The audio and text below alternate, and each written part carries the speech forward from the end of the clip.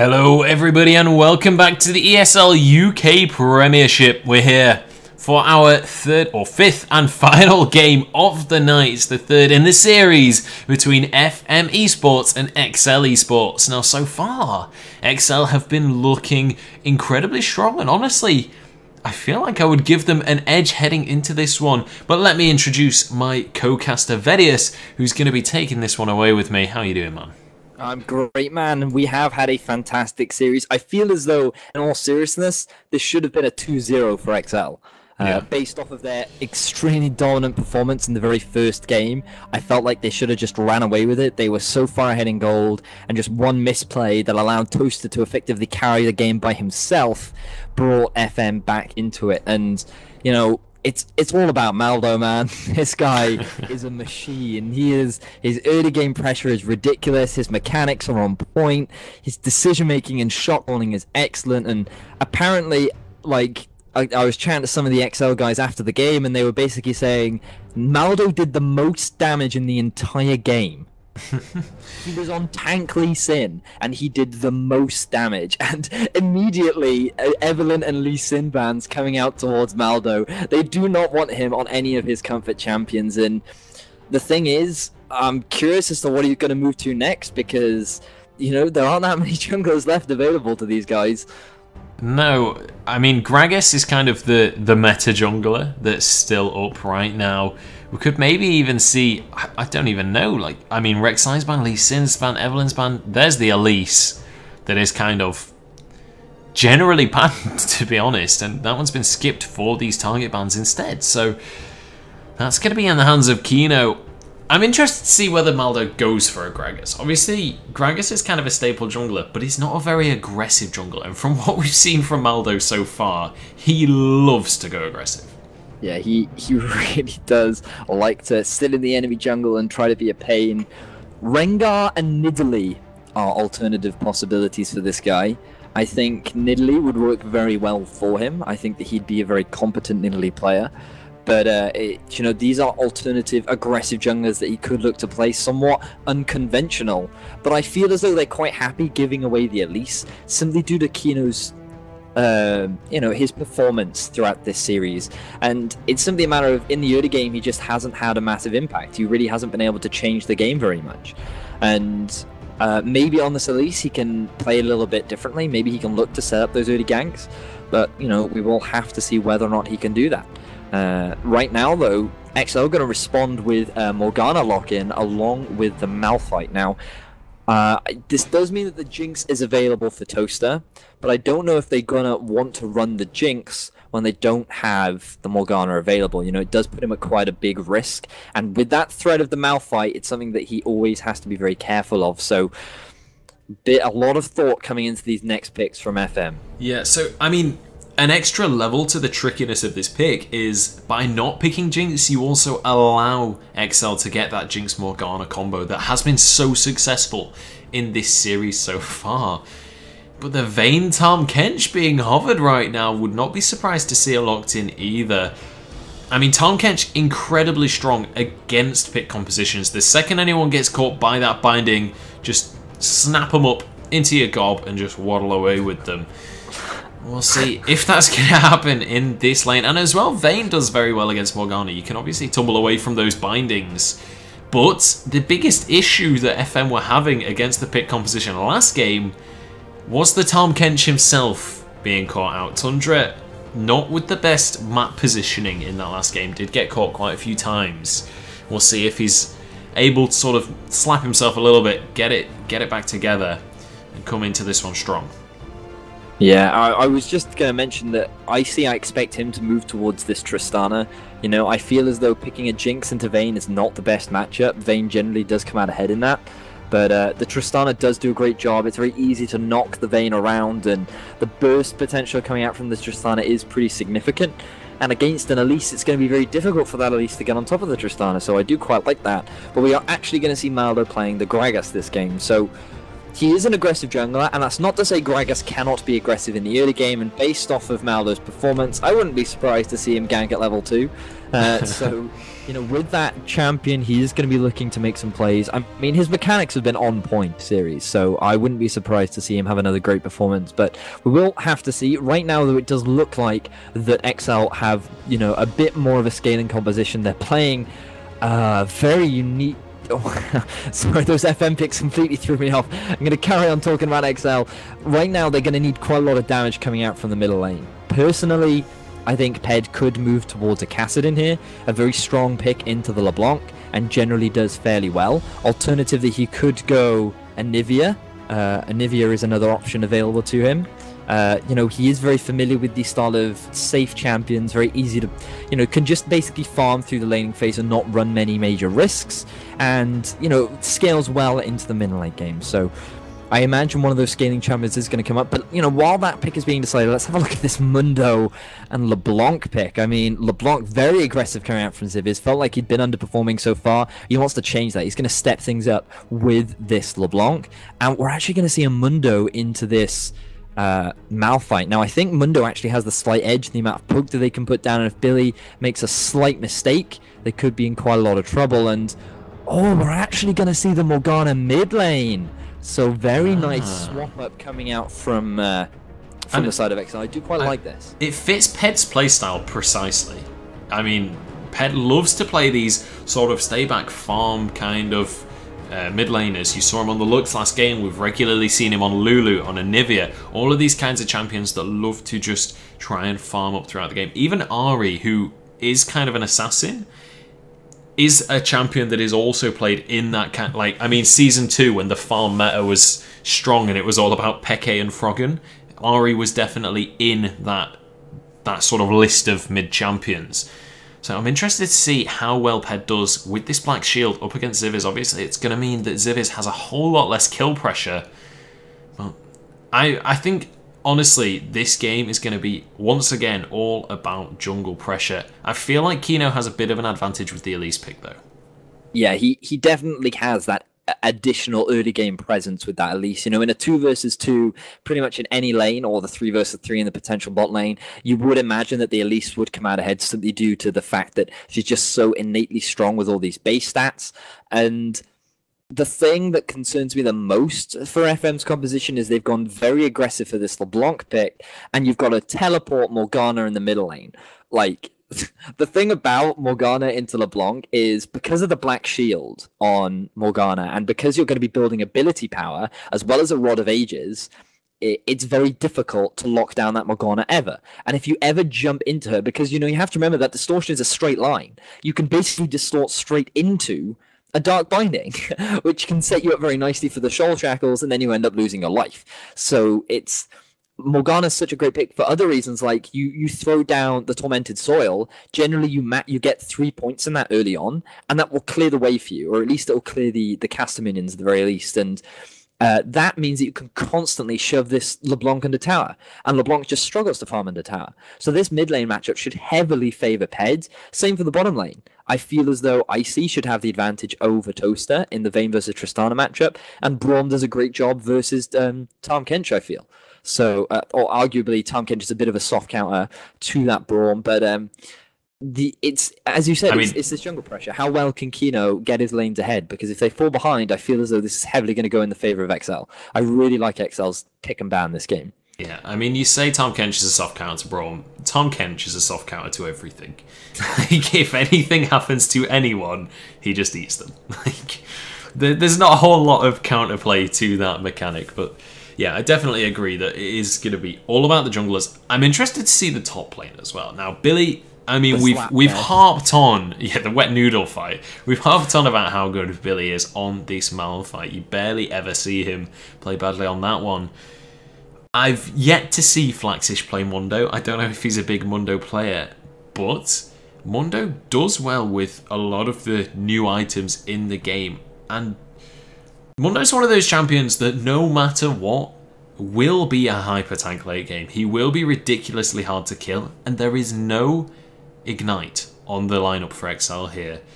Flaxish, if he can get ahead at all, with no Ignite, Ped is pretty much forced onto Morellonomicon, and this could be a major issue if Flaxish can really sort of make a mark. I agree with you. I think that that is a definite risk factor for XL, but I also think that they have so much kite in their kit that it's going to be impossible for them to actually start any fights that FM won. Look at their composition. The only reliable engage that they have is for Tundra to use his ultimate to flank around from behind them, put someone in his mouth that way. I honestly think that that is the legitimate only way that that will work out for them. Otherwise, having a Mundo run at you is not a reliable engage. You have the Braum who's designed for disengage. He's so good at preventing teams from actually setting up the fights that they want. Same, you have a Morgana Black Shield. So basically, Braum can sit there on the front line. He can throw out all of his stuns, all of his slows, with a Black Shield sitting on top of him. And on top of that, you have the Gragas disengage. Who's going to be throwing down barrels. He's also got his explosive cask to completely disengage any fights. It's just, I feel as though the FM have no reliable way of starting these fights. And it's all going to be about Civiz getting ahead in the lane, being able to apply pressure all over the map, start snowballing. Flaxish also getting ahead in the lane. And they're not going to get ahead in the lane without Kino's jungle pressure. So it all comes back to this. Can Kino change his playstyle from the last two games? We haven't seen him really do very much in the first two games, and it's this third and final game that really matters, because if XL win this, then this could be big for the whole ESL Premiership. It really could, and we'll see if that's going to be the case. So far, both of the games have gone very, very late, and with a Vayne on the side of FM, maybe that's the factor that they need. Toaster on that hyper carry. Nobody going to be playing Jinx this game. Obviously, we saw the Morgana combo was denied by XL. So neither team opting to go for that one. In the end, Kino just scuttling away here on that Elise as XL try and go for an invade, but they're not quite going to be able to find anyone. Flaxish on that Mundo should be more than safe, throwing out those cleavers to keep himself away from his opponents. Some good deep vision thrown out here by XL, but no early kills going to be coming out. So I think what XL are mainly trying to do is get vision down to see if a lane swap is coming out. You know, when Toaster's playing on a Vayne, ideally you want to get as much farm as possible onto that champion. So you want to make sure that you get that 2 versus 2, because it's heavily in the favor of XL Esports right now. So that's exactly what they're preparing for. They now have an idea of where Flaxish will be starting and whether or not they need to go for the lane swap. But FM responded, they get their own deep ward, and they're going to know what side XL are starting on as well. You can see they're actually prepping around this bottom bush. They're hanging around. They want to try and interrupt the potential Gromp that could come out from the bottom lane of XL. And it does actually look like that they're going to start it for themselves. And this could be big for FM. Being able to get that early level 2 could give them the advantage that they need to come out ahead in this lane. But you know, we'll have to see. It's still all up in the air. A lot of, you know, theory crafting, and I don't want to keep harping on about the junglers because I think I've said it enough. But let's also keep an eye on this mid lane, because I think this is going to be rough for LeBlanc. And for those of you that hate LeBlanc, keep an eye out, because I'm sure there are many of you. This is one of the most annoying matchups that there could ever be for a LeBlanc. Yeah, this is one of... I mean, it's exactly what you were saying in the champion select. Not only can she just wave clear, which is very difficult to deal with as LeBlanc, you don't want to be farming under tower. That's kind of worst case scenario. But also, you can be caught by those bindings while you're in the middle of the distortion animation. We'll see if that eventuality will come to pass. Toaster trying to get some damage down in this bottom lane, but everybody just getting slightly out of range. The early level 2 is going to mean that they get to force Icy and Exabyte away, but in the end, they're going to pick up level 2 as well, and it's going to be a relatively even start for both of these bottom laners. Flaxish and Billy, the wet noodle fight begins up in the top lane. Neither of them really going to be able to get too much damage down onto each other. You can see the aggression coming out from the bottom lane of FM right now. They really want to show their stuff, and Exabyte does get eaten up. Yeah, not the greatest of trades here for Tundra, though. That's going to be the heal used almost immediately. A good trade back from Toaster. But I mean, I feel like that kind of sets the tone for what Tundra's support play has been like so far. It's just, he hasn't been doing it for that long, and he doesn't necessarily know the matchups to the fullest extent. Yeah, it's a bit of a rough one for... He seems to be playing a little bit too over-aggressive. Fortunately, Toaster's doing a good job of supporting him where he can. And Toaster is playing incredibly well. You can see him trading very, very well with Icy in this early game. They do have the slight level advantage because they got to lane a little bit sooner. And they're using that to the best of their ability. But Icy is still doing a good job of maintaining that farm. So, impressive performance coming out from the bot lane of XL so far. And... you know, I'm impressed. But right now, we haven't quite seen that level 2 gank come out from Maldo. Taking a bit more of a passive approach. But same is coming out for Kino. Neither one of them have backed just yet. If we're going to see a gank, it could very well be up in the top lane, as Kino is hanging around in the river, and Malphite is pretty overextended. Mundo has a surprising amount of damage in the early game, so we will have to see how that one works out for him. But right now, still very even between the two teams, all across the map. And they have actually spotted out Maldo moving into the bottom half of the jungle.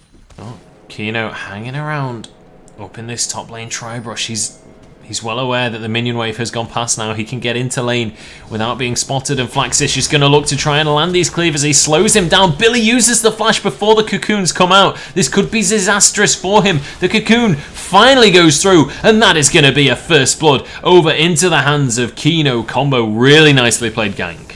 Yeah, this is what I was talking about. Because Malphite is so overextended in the lane, it was a very easy gank. The early damage coming out from Elise is very difficult to deal with, and unfortunately for Billy, he was trying so long to dodge it that Kino basically said, well, I'm never actually going to cast it on you. Yeah. Because, you know, I just need to wait and kill you because there's nowhere for you to go. Right now, though, Exabyte needs to be very careful.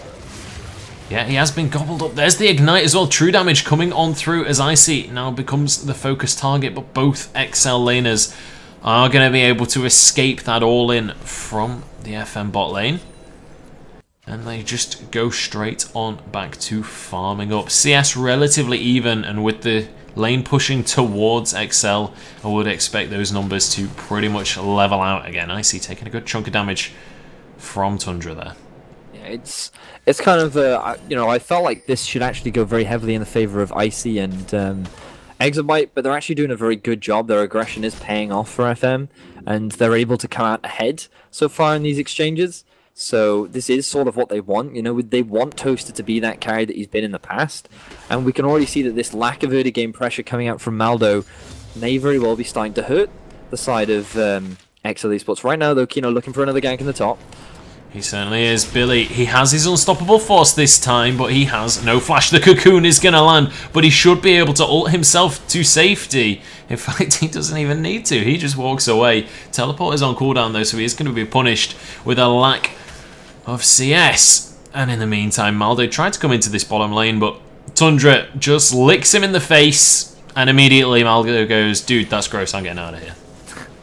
Yeah, so Maldo unfortunately not able to set up any gank in the bottom lane, and this is a little bit concerning for XL because I feel like a large amount of their early leads have come from Maldo. This is the first game where they haven't actually been able to get that first blood off the back of Maldo's early aggression. And but you know, obviously XL aren't out yet. It's only first blood going over to that Elise. It's a matter of now what Kino can do with it. The Sheen has been picked up. You can see that Maldo doing a good job of getting some deep vision down where he can. He is still hanging around the bottom half of the map, and FM realize that they've got no vision, so they're playing a little bit more cautiously than they normally would. And I wonder when he's actually going to hit that level 6, because once he does hit the level 6 mark, his ganking potential increases pretty significantly. But it does look like he's not going to head around to the bottom lane. He's just going to continue meandering around the river. He certainly is. And so far in this bottom lane, I'm surprised at how well Toaster is doing CS-wise. As you were saying before, I would have expected the Tristana to have a whole lot more pressure in this lane, especially with a Braum to protect it.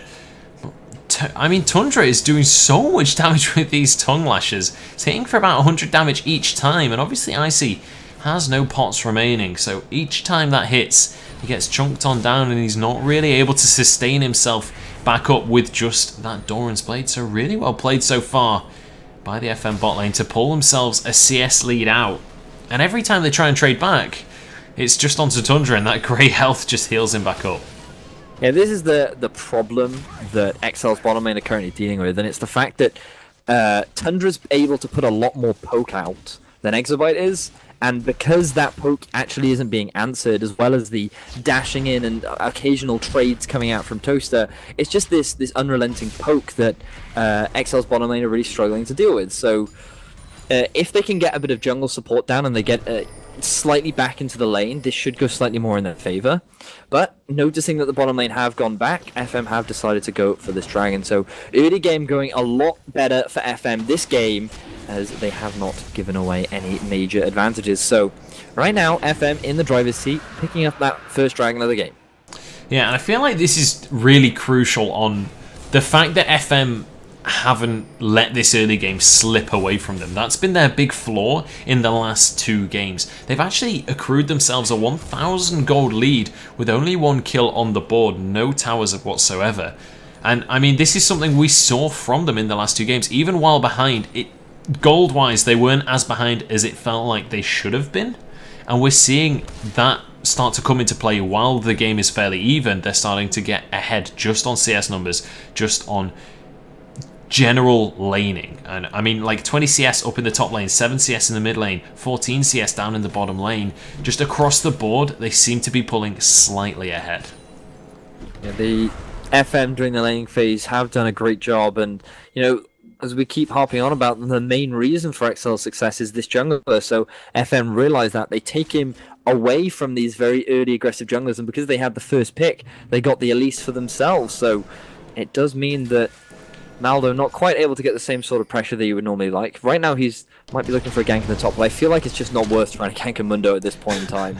You just kind of leave him, try and get the rest of the lanes ahead, but it does look like they're setting up for engage in the bottom. They are indeed. Exabyte jumping away, and look at that combo from Exabyte and Icy. Final hour is going to be used by Toaster, but he's completely locked up. Tundra picks him on up. Ped flashes but misses the bind. The AD carry and support of FM are both going to be able to walk away from this one. And with 2 teleports used from XL here, they need to pick up an objective.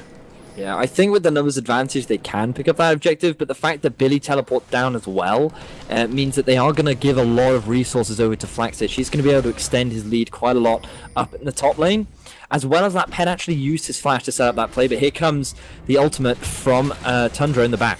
It certainly does. They're going for the flank. Billy still has unstoppable force if he wants to go for a re-engage. They're all stacking up, but he's not going for it just yet. The Condemn comes out, but the flash is there from Exabyte.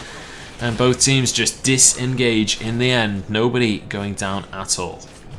Yeah, the Abyssal Voyage there. Very nice play coming out from the side of FM. That is going to force the rest of XL to back away. And while all this is going on, Maldo's just been solo farming up in the top, but Ziviz wants a bit of a trade. And, you know, like, the thing is, for the side of XL, it's kind of rough for them right now because they're not getting the same sort of support that they've had in previous games. It's very difficult for Maldo to actually set any plays up. And I don't know what it is about Gragas and why people can't get these early ganks. I don't think there's anything wrong with the champion that prevents him from being able to get these early ganks. I think he's still perfectly viable as a champion to be able to do it, but unfortunately, so far these games, it just hasn't been working out for them. And as a result, XL have been slowly falling behind in farm, but, you know, they're not completely out of it yet. You know, they've been able to pick up that tower in the bottom lane. They're only 1,000 gold behind so far, and I'm looking forward to seeing how the rest of this game goes. Keep an eye on that dragon, because it could be a large point of contention coming into the mid stages of this game. Yeah, honestly, I feel like that first dragon this game has been pretty much the earliest dragon of this entire series. Dragon really hasn't been a priority for either of these teams, but now the other 2 games, similarly, we haven't seen FM in the lead. So maybe with them having a slight advantage in this game, maybe that is an objective that they tend to favour. We'll have to see. Obviously, it is a new lineup, so we don't really know their tendencies as well as we would usually.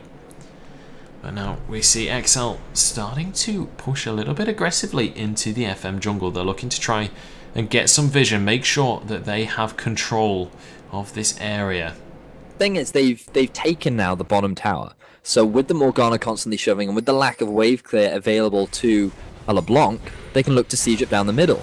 You do see the Abyssal Voyage because they recognise what's going to be happening, and Maldo may still very well look for the dive. This is very risky for XL.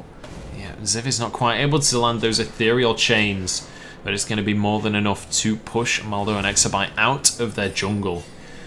And now we see Toaster, he decides he does not want to take that pathing through the jungle. He knows that they're coming. The ward-in try is going to keep him relatively safe. But he does need to be very careful. Very deep vision has come out. They're going to know exactly where he is. But Ped, he's going to be caught by the ethereal chains. The black shield is not going to be nearly enough. He's going to get taken out. Even the turret shot is denied there by Tundra. But now the rest of XL is arriving. Exabyte is going to be ignited, but he's going to be able to walk away from that one. Everybody's starting to collapse as Ziviz jumps over towards Toaster. Exabyte getting melted down, and Kino takes him out with the venomous bite. But now Maldo on this front line. Final hour going to be used by Toaster as he flashes away from the damage. Maldo is going to fall. That goes into the hands of Toaster, and now Billy trying to finish off this AD carry. Toaster trying to kite away, but Icy is on to his case. He's trying to chase him out, and Toaster, this could be all she wrote for him right now as Billy manages to get the slow. He's going to be able to stay on the face of this Vayne, but there comes down Kench. He doesn't have any mana, but it's not going to matter as he slows down Billy and he saves his AD carry. Yeah, big misplay coming out there from XL. Billy did what he could to try and join the fight as fast as possible, but I mean, that whole thing started off with Ped being caught under his tower. He should have stayed closer to his tower because he would have been closer to his jungler off the back of that. And the fact that he ended up running away, he didn't have his black shield available. There was absolutely nothing that he could do. And he ended up losing his life. But that meant that 3 members of FM Esports were all sitting in their half of the jungle. And then Exabyte and Maldo felt like they could go for the 2 versus 2. Sorry, the 2 versus 3. And they felt like they could buy enough time for the rest of their team to join. But before that, Toaster could be in a lot of trouble, but he does get out of that one. But then, you know, it was simply a matter of XL not quite taking the fight that they really should have, and their target focus was rather weak, and they ended up coming out behind. Speaking of fights, Ped gets a double soul shackles, and Kino is just taken off the map entirely. And immediately Icy jumping forwards, trying to get in onto Tundra, who's going to be able to try and waddle away. The max range bind doesn't quite land onto Tundra, and the frog is going to hop away into his base. Actually, no, he's on the wrong side of the map. What am I talking about? Tundra is in all kinds of trouble right now. The grey health going to keep him alive for a little bit longer, and actually XL decide not to chase this one. They want to go for the dragon instead. Yeah, I think that's the smart decision. No point investing resources into chasing a mobility boots fish. Just really won't gain you very much, and picking up this dragon is important. You know, it does give some very valuable stats that you can't afford to give away. I mean, look at the CS differences that have now built up from Billy trying to impact the rest of the map, as well as the constant roams coming out from Icy. It's Icy now sitting at 40 CS behind, means that the major item is going to be completed first for Toaster, whereas Icy's falling behind in experience. Meanwhile, Flaxish, 2 levels ahead, has actually gone for the Titanic Hydra. It's currently sitting on a 60 CS lead, so much better early game coming out from FM so far, and things are looking a little bit rough, and they've done a great job of basically denying Maldo this early game pressure that he's done a great job of getting so far. Now it's a matter of how well can XL stall, how well can they scale up, how well can they get the items that they need, because it's getting a little bit worrying, but they really need Icy to get to a point where he can start doing damage, because there really is very little damage coming out from the side of XL in this composition. This is one of the things as well. FM, in the other 2 games, they lost the early game, and around 15 to 20 minutes, they maintained a 3,000 gold deficit.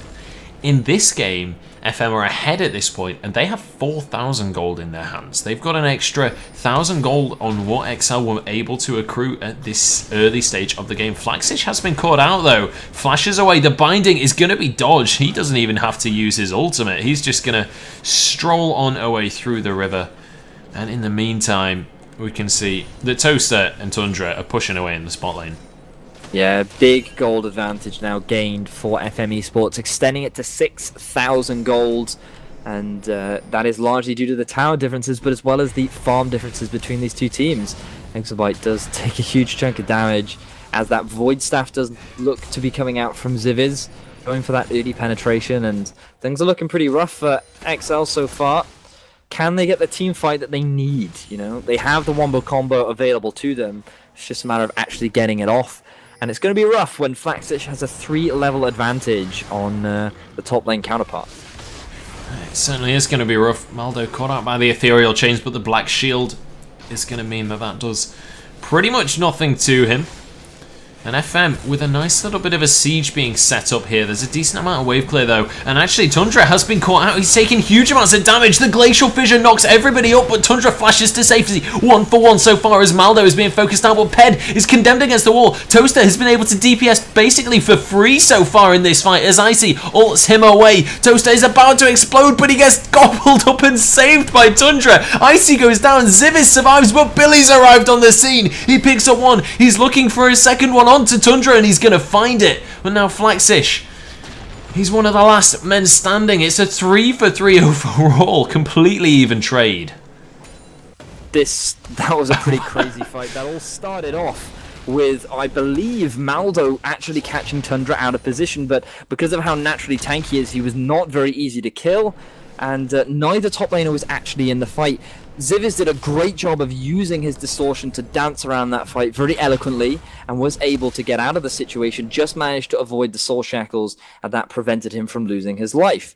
But unfortunately for Icy, just as he was about to get the kill onto Toaster, he gets gobbled up by Tundra. That keeps him alive long enough for them to actually drop Icy, and he's not able to get any kills or the reset. So fortunately, Billy does eventually join the fight. He's able to pick up 2 kills as people are trying to run away, and it ends up being a 3 for 3 overall, but still very unfortunate team fight for both teams, and this 6,000 gold lead is still pretty adamant between the two. It certainly is, and they are managing to slowly but surely increase that gold lead as well.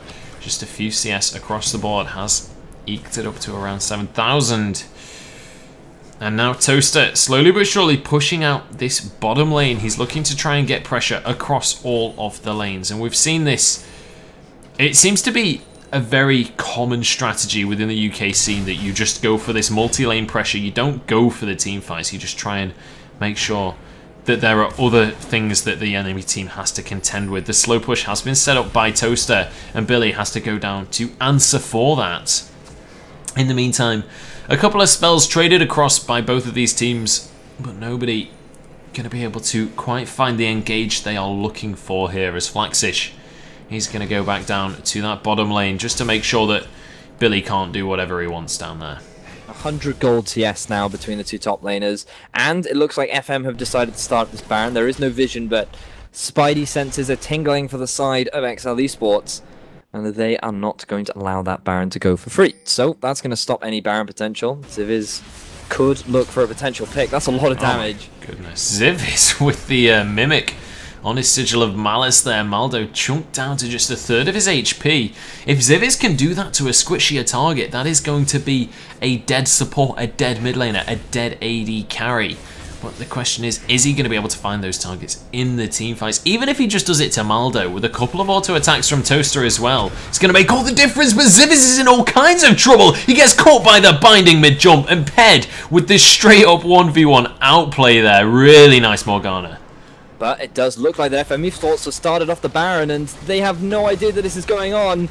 And it does end up going over to FM Esports. So while Zivis was getting caught up in the middle lane, while Flaxish was drawing members to the bottom, they actually end up getting that Baron completely for free. Yeah, it was very close, but what a great rotational play coming out from FM right there to be able to get a win even after losing a single member. But here comes Maldo. Yeah, Tundra ulting in with the Abyssal Voyage as well. The final hour coming through as Ped has to flash away. Maldo now just running to the back line. He does not want to be the focus target. He's already down so low. Billy teleports in, but he's got no mana and barely any health. And already the fight kicking off. Icy caught by a flash cocoon, and now Ped's going to go down as well. This is disaster for XL as Exabyte has to flash over the wall, and now Billy slowed by the chilling smite. He flashes away as well, and the double kill comes through for Flaxish. He's not letting that support walk away scot-free, and now they walk up towards this mid lane. They can guarantee this tier 2. They can maybe even look towards an inhibitor.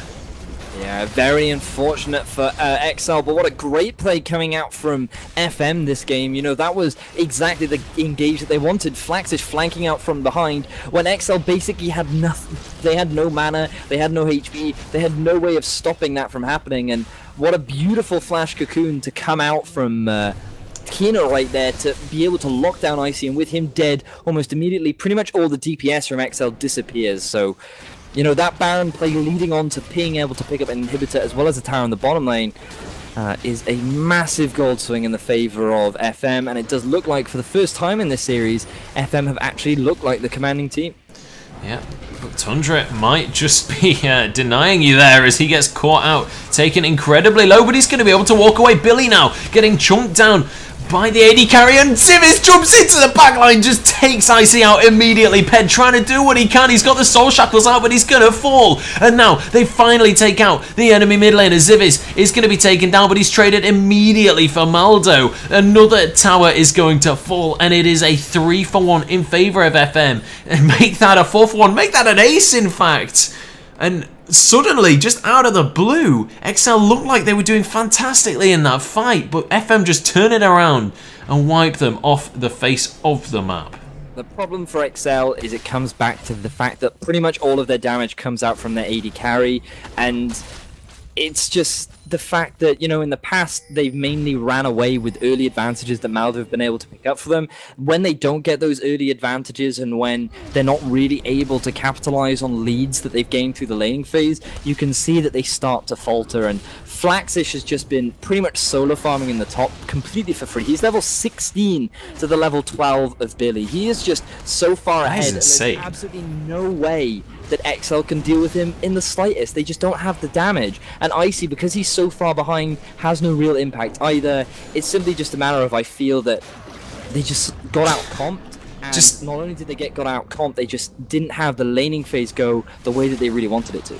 I feel like the fact that Tundra just confidently walked up to Maldo, started slapping him about with his tongue, and then just stole his brother the Grump away is kind of just says how far ahead FM are right now. He can just confidently walk up and take on the jungler, and Maldo actually is going to be going down as the rest of FM walks up to him as well. Final hour going to be popped by Toaster, and immediately QSS's the Winter's Bite. There's a double kill onto the Vayne, and this might even be game if they really want to push for it. It would be hard though. There's very, very few minions for them to work with, and actually Flaxish pushing up this bottom lane, it's going to be the bottom inhibitor. Yeah, you know, looking at the map right now, XL are likely going to be devastated, as if they hadn't thrown game 1, they would have 2-0'd FM. You know, and that would have been an absolutely massive achievement for XL Esports, and it would have put them in good contention to potentially make it to the playoffs. But after this game, you know, FM finally managed to figure them out. They managed to get the right pick and ban that worked for them, and I just feel as though XL have been straight up out-comped and outplayed this game. So yeah, very well, you know, strong performance coming out from FM. This is what we're used to seeing, but it does look like XL looking for one final team fight. Yeah, it feels like this is a completely different FM to the team we've watched for the last 2 games. Tundra especially has really played so well this game, but the last 2 didn't really feel that way. Combo actually could be in a bit of trouble. He's getting chunked down. Oh, nice repel to dodge away from that final bit of damage, and now Tundra is going to be able to pull him to safety. Ziv is caught by the bind though, and he is going to be taken out almost immediately. Actually no, survives a little bit longer, but they are going to trade it straight back. Billy going to fall as well. Double kill for Flaxish now as they push on through. Icy stunned by the Condemn. That's going to be a double kill for Tundra, and Toaster finishes it out with the kill onto Exabyte. Now they're going to be able to end the game after a shaky start. They are going to be able to take this series 2-1. Commiserations to XL. Honestly, I feel like they kind of threw that series in the first game, but phenomenal play in that last one from FM, really showing why they are at the top of the scoreboard in the UK.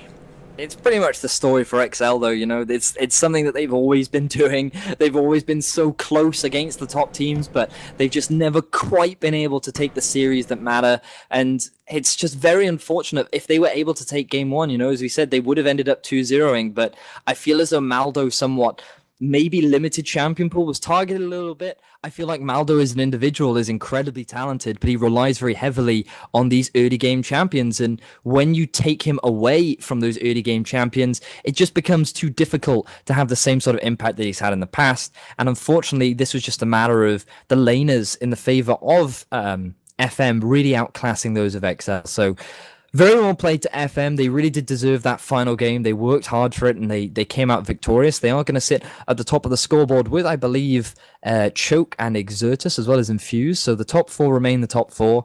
And unfortunately for XL, they're now going to be mainly playing to prevent themselves from getting removed and, you know, demoted from the ESL Premiership. But from what I saw from them, I feel as though they can, you know, up left, they have Terracotta Army, they have the Null left to play, and they have Team Pariah. And I feel as though from the performance that I've just seen from them, they can quite easily secure that spot, assuming that, you know, these subs are here to stay for XL.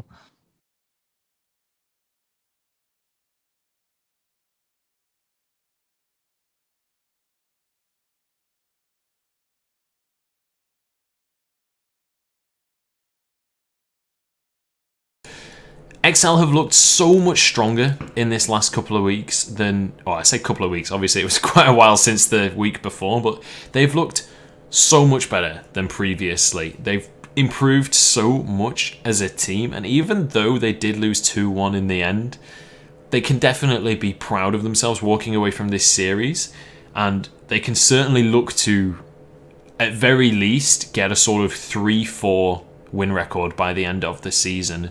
They really shouldn't be too disappointed in themselves.